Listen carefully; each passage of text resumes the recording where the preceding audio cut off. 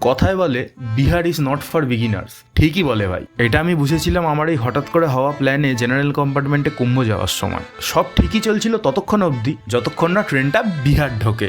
আরে ভাই, এত লোক কোথায় ছিল ভাই! উঠেই সব যে যার মতো ট্রেনের মেঝে থেকে শুরু করে যে যেখানে একটু ফাঁক পাচ্ছে সেখানে শুয়ে পড়ছে, আলাদাই ভাই। ব্যাগপত্র সরিয়ে দিচ্ছে, এই অবধি তাও ঠিক ছিল।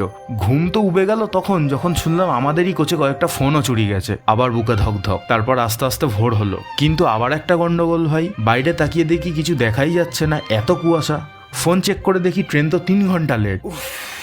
কিন্তু আমি একদিন 15 ঘন্টা এসে এভাবে অস্থির হয়ে যাচ্ছি। তাদের কথা ভাবলেই অবাক হই যারা ডেলি প্যাসেঞ্জারি করেন এরকম জেনারেল কোচে। আসলেই উই আর প্রিভিলেজড ভাই, তাই না? এভাবেই হাসতে হাসাতে আমরা এসে পৌঁছলাম প্রয়াগরাজ। উহু, এবার আরেক যুদ্ধের প্রস্তুতি। হঠাৎ প্ল্যান হওয়ায় জাস্ট এসে পৌঁছেছি তো কুম্ভক্ষেত্রে, কিন্তু কি করব কোথায় যাব জানি না, যেগুলো তোমরা দেখবে পরের ভিডিওতে।